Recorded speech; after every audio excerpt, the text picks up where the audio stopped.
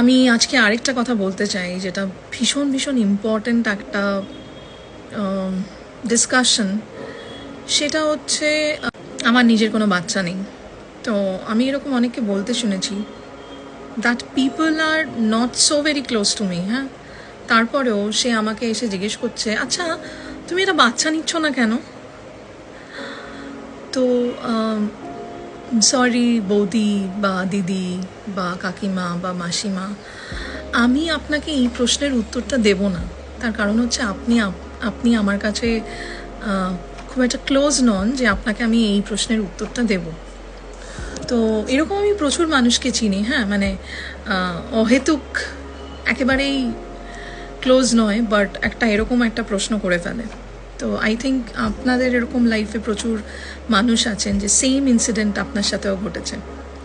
আমার প্রশ্ন হচ্ছে, একটুখানি শিক্ষিত হন, একটুখানি শিক্ষা নিজের মধ্যে রাখুন যে এই প্রশ্নটা আপনি এমন একজনকে করতে পারেন না যার সাথে আপনি ক্লোজ নন। এই প্রশ্নটা আপনি তাকেই করুন যার সাথে আপনি ভীষণ ক্লোজ।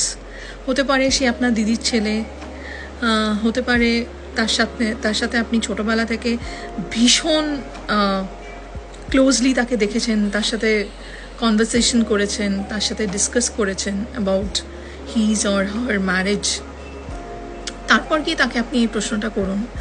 হ্যাঁ, আপনি এই প্রশ্নটা তাকে করতে পারেন না যে আপনার পাশের বাড়িতে থাকে, যাকে আপনি বছরে দুবার দেখেন। কি আপনি এই প্রশ্নটা তাকে করতে পারেন না যে আপনার অনেক দূর সম্পর্কের আত্মীয়। তো দয়া করে, আমার সার্কেলও এরকম প্রচুর লোক আছে, তাদের উদ্দেশ্যেও কথাটা আমি বলছি, দয়া করে এই প্রশ্নটা করবেন না। এই প্রশ্নটা করার রাইট আপনার নেই। কমেন্ট আপনি যদি আমার সাথে অ্যাগ্রি করেন, আপনি যদি অ্যাগ্রি নাও করেন তাও কমেন্ট করতে পারেন। হ্যাঁ, থ্যাংক ইউ ফর ওয়াচিং।